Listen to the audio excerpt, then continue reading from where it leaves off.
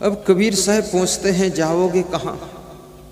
ये बड़ा प्रश्न भारी कर दिया कि जाओगे कहाँ। आए हो तुम कहाँ से और जाओगे कहाँ। चलो अब आए हो चाहे जहाँ से आए हो, लेकिन आए हो, आ ही गए हो, मनुष्य बन ही गए हो।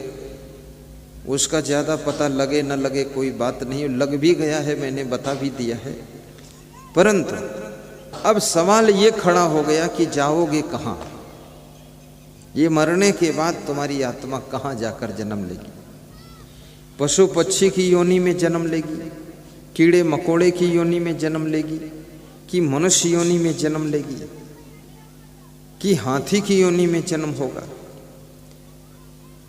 अब कहाँ जाओगे, किस योनि में तुम्हारी आत्मा की यात्रा होगी। ये बहुत बड़ा सवाल खड़ा हो गया। ये यहाँ पर जो कर्म लोग बिगाड़ते हैं ना, स्वभाव बिगाड़ते हैं, आदतें बिगाड़ते हैं, वो समझते हैं यहाँ जैसा मन हो मस्ती करते रहेंगे। अरे नहीं, बचोगे नहीं। मरने के बाद, ये शरीर छूटने के बाद जिन जिन आदतों में तुम्हारा ज़्यादा इंटरेस्ट है, उसी प्रकार के घर में जन्म होगा, उसी प्रकार के शरीर को लेकर जन्म लोगे, और उसी प्रकार की योनि में जन्म होगा, और उसी प्रकार के देश में जन्म होगा।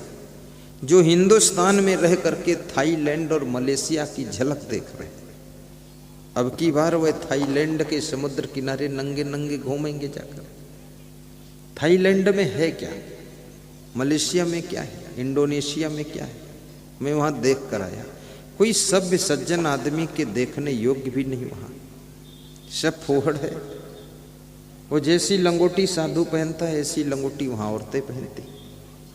पूरा कमर खुला है, पेट खुला, थोड़ा सा कपड़ा उनके सीने पर है और थोड़ा सा लंगोटी जैसा कमर में है, बाकी सब खुला ही खुला। ऐसा तो हम साधु हैं तो भी नहीं पहन सकते, शर्म तो लगती।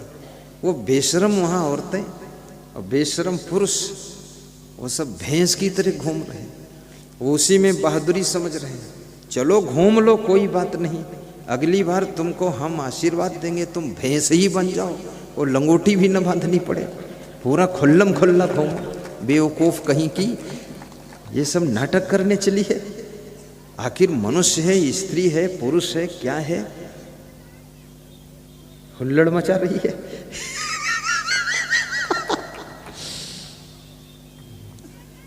मैं तो मलेशिया भी गया तो वहाँ बस एक एकांत जगह ढूंढा, वहाँ शांति से बस ध्यान लगाता था। अच्छी जगह मिल गई तो दिन में 2-3 घंटे वहीं सोता भी था और 2-3 घंटे पढ़ता भी था। अब मलेशिया फलेशिया कुछ हमको देखने की इच्छा ही नहीं, सब खाम खा का कुसंग है, सब नंग धड़ंग है।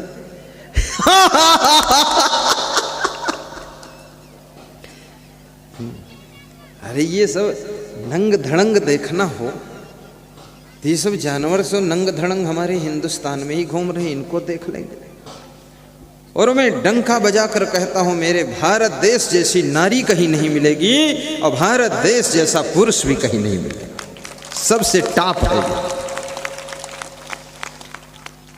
भारत देश के महिला और पुरुषों से मैं आह्वान भी करूंगा कि आप अपनी गरिमा को, अपनी महिमा को, अपने महत्व को, अपने गौरव को, अपनी संस्कृति को, अपने संस्कार को कभी खोने मत देना।